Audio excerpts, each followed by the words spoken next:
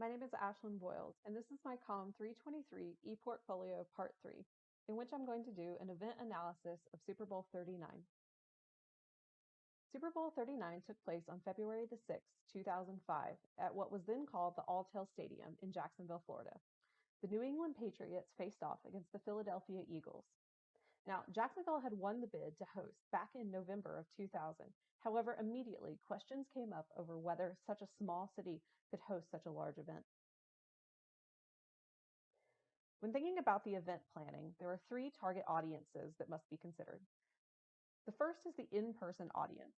This includes a combination of both the Jacksonville residents that would attend, as well as visitors from out of town. These tourists included fans, as well as media outlets and team employees, or the professionals of the NFL industry. There's also the at-home audience to consider. With an event as large as the Super Bowl, it is highly televised, so thinking about these people watching from home is important in the event planning process as well. There are also other major stakeholders to consider, including major corporations that are advertising on the event. Pepsi was a major sponsor of Super Bowl XXXIX and had both in-person advertisements as well as advertisements on the television broadcast. In terms of size, the NFL reported 78,125 at in-person attendance. This is based on the number of ticket-holding persons, not necessarily the number of people in seats at the game. Television viewers were over 86 million, but this is less than both the prior and next Super Bowl. In terms of scope, it's important to also think about what services needed to be provided by the host city.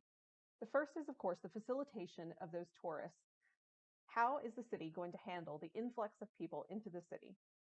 In the case of Jacksonville, the most notable way that they accommodated tourists is by having cruise ships dock in order to be used as overflow for their lack of hotels in the small city.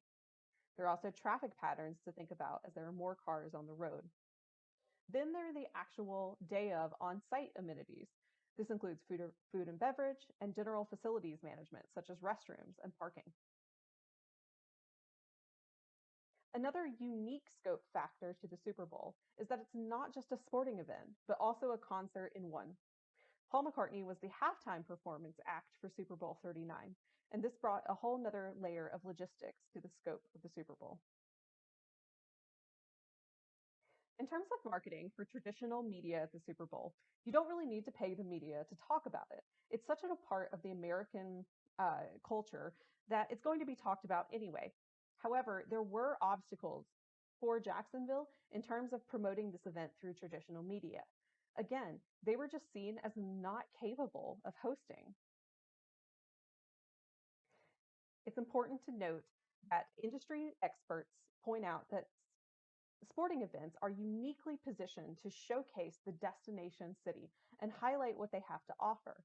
However, this is best done by engaging visitors at a deeper level. And Jacksonville really attempted to do this by framing the city as one that was getting involved, that the community was getting involved to ensure the success of this event. And this can be noted in the responses from the press at the time. ESPN noted that there were really, really, really nice people, but it was still a really, really, really crappy place. Another quote from the Boston Globe said that the locals could not have been more hospitable, but still called Jacksonville a Yahoo town. In terms of new media, websites played a huge role in Super Bowl XXXIX. First, the official website of the NFL, superbowl.com, shown here, contained advertisers front and center, but also contained places for those who were watching remote to get access to the TV times, as well as a section for those attending in person to get information about Jacksonville and a unique 3D seating chart that showed people how to navigate to their seats at the Alltel Stadium. The Jacksonville Tourism website included a section specifically for the Super Bowl host committee. However, unfortunately, this website was not archived, so I don't know exactly what information was provided to visitors on this site. However, if the Jacksonville Tourism website is any indication, there was information about accommodations, lodging, food, as well as navigating the city. So while the websites played a huge part in new media. It's not that social media was not present, it's just that a lack of robust at mentioning and tagging features at that time meant that in general, less businesses and government organizations were participating in social media. But this is where my recommendations come in. Despite the fact that there was a lack of business presence on social media at the time, Jacksonville could have been an innovator in this way. It was still relevant. MySpace had almost 22 million unique visitors per month at that time. And not just a young demographic either. Over 40% were over 35 years old at the time. Jacksonville could have encouraged fan promotion on social media.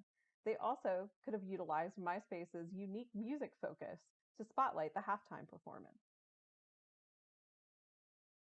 In terms of event design, events management best practice says that all appropriate stakeholders should be considered or involved in all stages of the development and planning process. It was obvious that Jacksonville did not keep in mind the media professionals that were a stakeholder for the event, especially in terms of their hotel accommodations.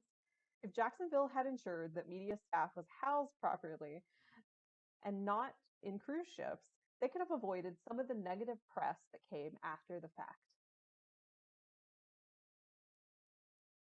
In terms of leadership style, it's important to note that leadership of the Super Bowl takes coordination between many different groups, each with their own unique goals. You have the NFL, tourism organizations from the city, the two teams that are facing off, as well as the halftime act. Using the situational approach to leadership types, the delegating leadership style would be optimal in this case, because this approach allows for each group to follow their own goals and trust in each group's expertise, while still work towards getting the job done, in this case, a successful Super Bowl. So in conclusion, Super Bowl XXXIX was a complex event to coordinate, and despite the obstacles, Jacksonville successfully hosted a memorable event, though there were definitely some improvements that could have been made both in the overall approach to the plan and the marketing. I don't believe that Super Bowl XXXIX deserves its reputation as the worst Super Bowl ever. Thank you.